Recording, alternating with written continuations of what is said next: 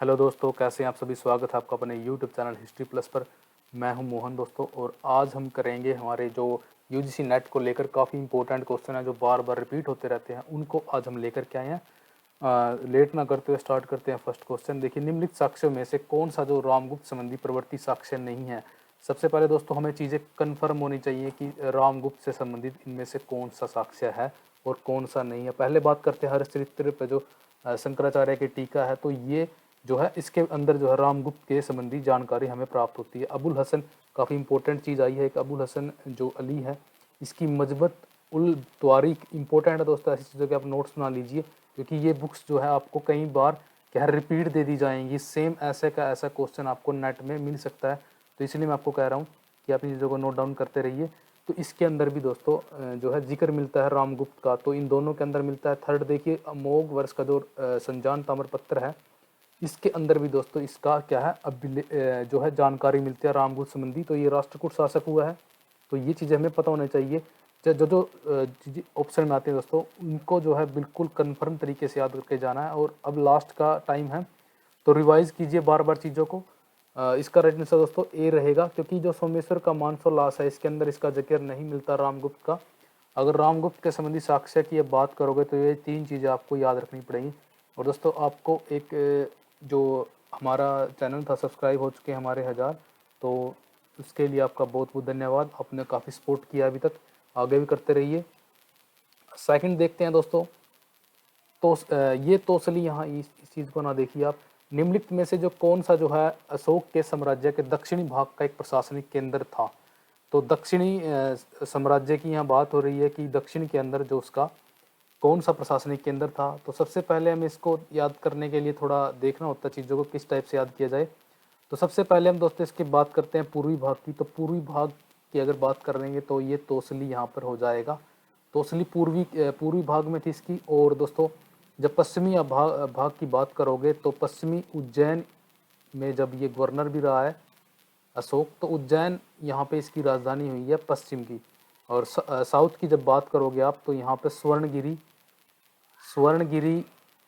यहाँ पर आपको याद रखना है। तो इसका राइट आंसर सी होगा। साउथ की स्वर्णगिरी थी। और पूर्वी भाग की आप बात करोगे तो तोसली थी। और उत्तरी भाग में तक्षशिला यहाँ पे पड़ता है। जैसे पाकिस्तान का जो हमारा एरिया है यहाँ, पाकिस्तान अफगानिस्तान का, तो यहाँ पर तक्षशिला भी यहाँ पे ये गवर्नर बन जाता है। जब तक्षशिला में विद्रोह होता है, तो अशोक का पिता जो है इसको तक्षशिला का विद्रोह दबाने के लिए भेजता है। तो तक्षशिला उत्तरी भाग में है। तो ये चीज़ें आपको कन्फर्म होनी चाहिए।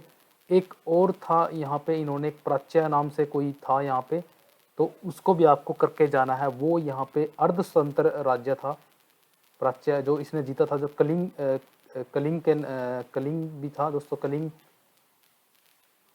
तो उसको इसने पांचवा स्टेट बना लिया था, लेकिन ये अर्धस्वतंत्र था। तो इसलिए मोस्टली 4 इसके माने जाते हैं, तो पांचवे की यहाँ पे बात नहीं हो रही। तो यहाँ पे स्वर्णगिरी की बात हो रही है। थर्ड देखिए, निम्नलिखित में से कौन सा सुमेलित नहीं है। तो सुमेलित इनमें से कौन सा नहीं है, हमें ये देखना है। तो सबसे पहले बात करते हैं दोस्तों तबकात अकबरी की। तो ये निज़ामुद्दीन अहमद ने ही लिखा है, और ये बिल्कुल सही दिया गया, अकबर के टाइम में लिखा गया था। और शाहजहाँनामा की बात करते हैं, तो ये इनायत खान ने लिखा है। इंपॉर्टेंट है ये, और याद रखना है आपको। कई बार ऐसे क्वेश्चन रिपीट होते रहते हैं, इसलिए मैं इस क्वेश्चन को यहाँ पर मैंने डाला है। तो दोस्तों यहाँ पे देखिए, बहरिस्तान एक गैबी जो है मिर्ज़ा हैदर दोगलात दिया गया है, जो यहाँ पे गलत है। और इसका आंसर भी यही है, क्योंकि जो मिर्ज़ा हैदर दोगलात है उसकी तारीख़ रसीदी है। आप याद रखिए, तारीख़ रसीदी इसकी रचना है, तारीख़ रसीदी। तो ये इसकी रचना है, जिसके अंदर कश्मीर का वर्णन मिलता है, बाबर वगैरह का भी इसमें उल्लेख मिलता है, क्योंकि ये मौसेरा भाई होता है बाबर का। तो डी देखिए, नुस्खा दिल खुशा, तो ये भीमसेन की है, इंपॉर्टेंट है। ये शाहजहाँ और जैसे औरंगज़ेब उनके टाइम पीरियड में लिखी गई है, वैसे शाहजहाँ के टाइम में ही लिखी गई है ये। तो ये दोस्तों आप इसके बारे में जब पढ़ोगे, तो ये जो बहरिस्तान एक गैबी है दोस्तों, ये लिखी थी मिर्ज़ा नाथन ने। ये सही आंसर इसका रहेगा, मिर्ज़ा नाथन। ये क्योंकि मिर्ज़ा नाथन जो है, जहांगीर ने इसको क्या दी थी, उपाधि दी थी, सिताब खान की उपाधि इसको जहांगीर देता है, सिताब खान। तो ऐसी चीज़ें दोस्तों याद रखनी चाहिए आपको। ये जहांगीर ने दी है, ये भी आपको पता होना चाहिए। अगर डायरेक्ट क्वेश्चन कर ले कि जहांगीर ने सिताब खान की उपाधि किसे दिया, तो मिर्ज़ा नाथन को दी है। मिर्ज़ा नाथन से आपको याद होना चाहिए कि बहिस्तान ये गैबी जो है इसकी रचना है। तो ये सभी जो है दोस्तों यहाँ पे इम्पोर्टेंट है। और हुमायूं और बाबर का इतिहास तारीख़ रसीदी के अंदर मिलता है। जो ये तारीख़ रसीदी है इसके अंदर हुमायूं और बाबर का इतिहास आपको मिलेगा। तो ये था हमारा थर्ड क्वेश्चन। फोर्थ देखिए दोस्तों, निम्नलिखित जो दिए गए शासक इनको काल के अनुसार लगाना था। तो काल के अनुसार अब हम पूरा नहीं करेंगे, इनकी डिटेल ही देखेंगे क्योंकि ये बार बार क्वेश्चन हमें तंग करता है। यूजीसी नेट में ये 2-3 बार आ चुका है। अगर आपने यूपी पीजीटी का भी दिया होगा तो उसके अंदर भी सेम क्वेश्चन डिट्टो आया हुआ है। तो इंपॉर्टेंट चीज़ें मैं बार बार डालता रहूँगा आपके लिए, आप चैनल सब्सक्राइब जरूर कर लीजिए। और देखिए विक्रम चौल का जो टाइम पीरियड है दोस्तों वो है 1122 से लेकर के, जो 1122 से इसका टाइम पीरियड है 1122 से, और ये रहा है 1135 तक। और हम बात करते हैं वीर राजेंद्र की। तो वीर राजेंद्र जो फर्स्ट है दोस्तों, फर्स्ट की यहाँ बात हो रही है, तो इसका जो टाइम पीरियड है 1064 से लेकर के यह रहा है 1070 तक, यह रहा है 1070 तक इसका टाइम पीरियड है। अगर आप राजराज सेकंड की बात करते हो तो ये इसका जो टाइम पीरियड है दोस्तों ये रहा है 1150 से लेकर 1163। और कुलतुंग थर्ड का आपको पता ही है कि इसने चीन में व्यापारी मंडल वगैरह भेजा था।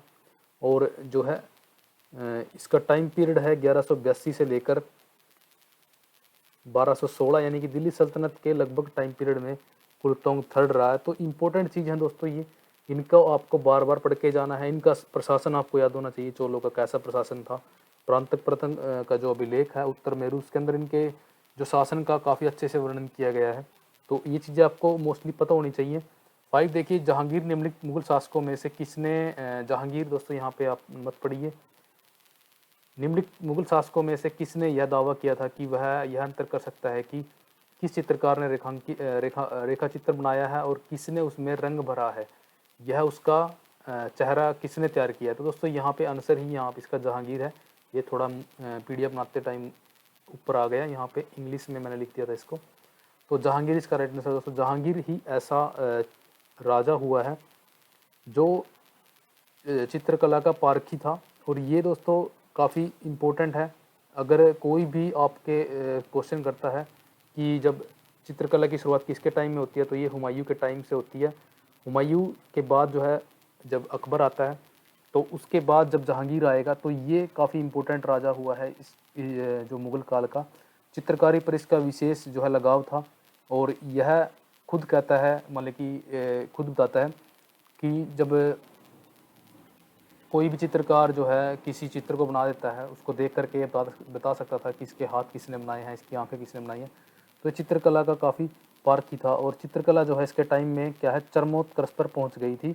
और यह एक महान, खुद भी एक महान चित्रकार हुआ है दोस्तों। ये इम्पोर्टेंट है इसके बारे में, तो आपको ये चीज़ें पता होनी चाहिए। और इसका जो जितने भी चित्रकार इनके टाइम पीरियड में हुए हैं सारे आपको याद करने हैं।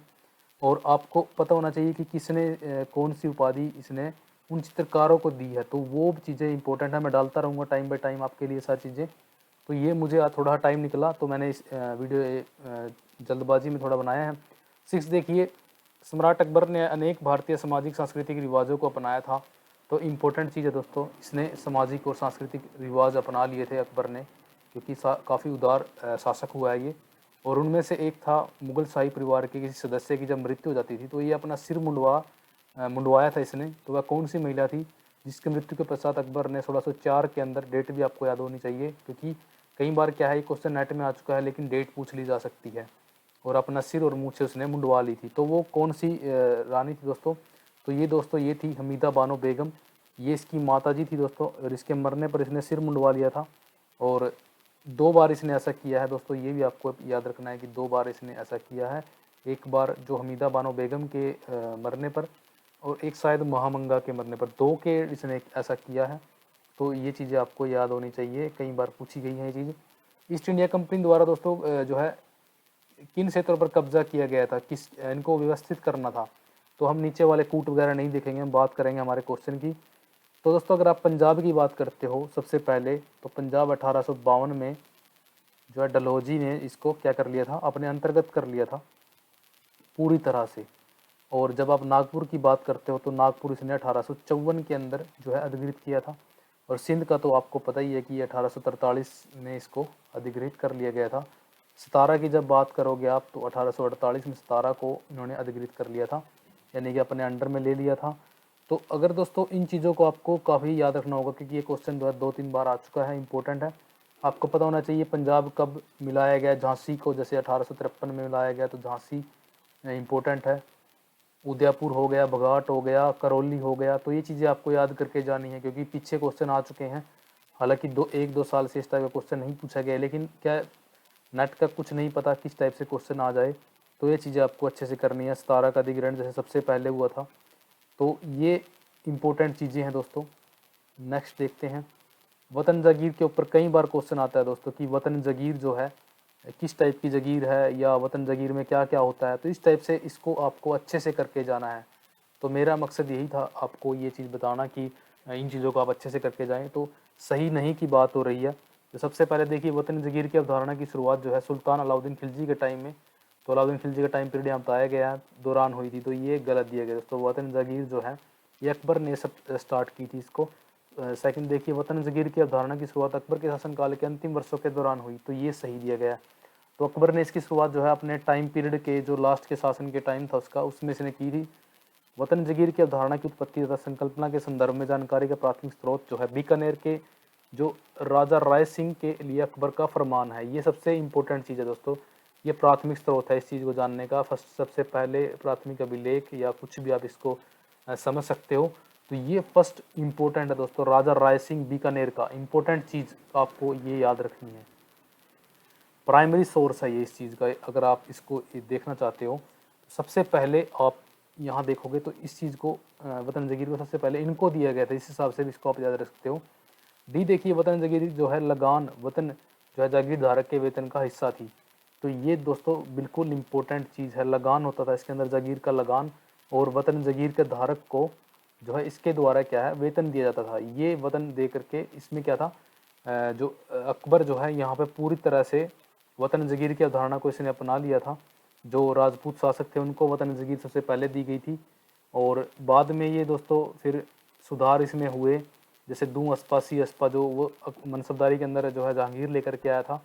लेकिन वतन जागीर की आप बात करोगे जब भी, तो वतन जागीर के अंदर जो है सबसे पहले क्या था, राजपूतों को ये दी गई थी, प्रशासनिक मान्यता के रूप में ये प्रदान की गई थी। और जागीरों में क्या होता था, इनके अंदर मनसबदारों को क्या था, स्वामित्व के साथ साथ प्रशासनिक अधिकार भी प्राप्त थे। प्रशासनिक अधिकार जो है उन्हीं वतनदारों को प्राप्त थे, तो ये चीज़ इंपॉर्टेंट थी। और इससे क्या हुआ था, जो राजपूत शासक थे अकबर के नज़दीक आ गए थे, तो ये चीज़ इंपॉर्टेंट है दोस्तों। ये थे हमारे आज की वीडियो के क्वेश्चन, तो मिलते हैं हमारे नेक्स्ट वीडियो में। जय हिंद, वंदे मातरम।